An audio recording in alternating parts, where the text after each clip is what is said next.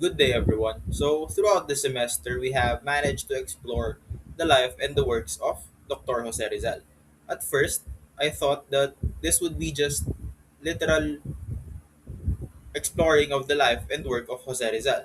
However, after weeks of learning, I realized that studying Rizal is really about understanding the Philippines and appreciating our history and discovering why his ideas continue to matter today. So before we could understand Rizal, we first need to understand the country that he lived in. So during the Spanish colonial period, society was divided into social classes.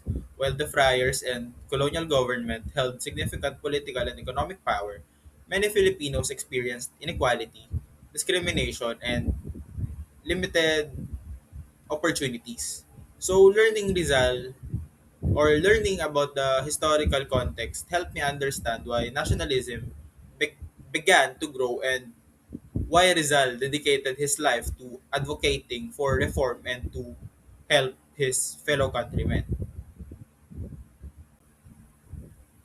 Rizal's values did not appear overnight. They were shaped by his family, especially his parents, Francisco Mercado and Teodora Alonso, who encouraged education, discipline, and, well, critical thinking. Growing up in Calamba and belonging to a Chinese mestizo family gave him experiences that strengthened his appreciation of both his heritage and his responsibility to serve his fellow Filipinos.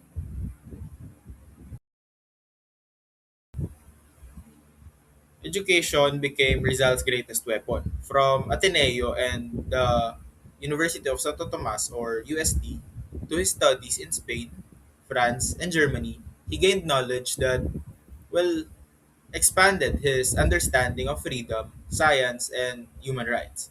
Rather than using violence, he believed that education and reason could transform society. His pursuit or his lifelong pursuit of learning reminds us that knowledge can become a powerful force or a powerful positive force that can lead to positive changes. Rizal joined the propaganda movement alongside other reformists who sought peaceful changes for the Philippines. Through La Solidaridad and his novels No Limit Tangere and El Filibusterismo, he exposed the injustices of colonial society and encouraged Filipinos to think critically about their nation. These works were more than stories. They awakened the national consciousness and inspired people to imagine a better country or a better future for their country. Rizal's contributions went beyond just literature. His annotation of Antonio de Morga's historical work showed that Filipinos already had a rich civilization before even the Spanish colonization. And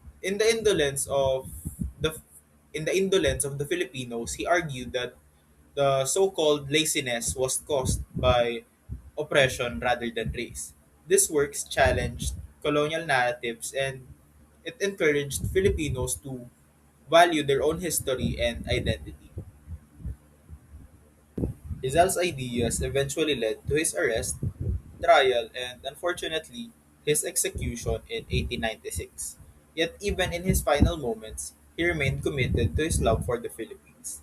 As shown in Mi Ultimo Adios, his death did not silence his message. It even strengthened the Filipinos' desire for freedom and helped shape our national identity. Looking back on everything that I have learned, I now understand that we study Rizal not simply because he is a national hero, but because his ideas continue to challenge us. He reminds us to value education, seek justice, think critically, serve others, and love our country. More than learning about the past, this course has taught me that history has the power to shape how we live today and how we build the future. Thank you, everyone.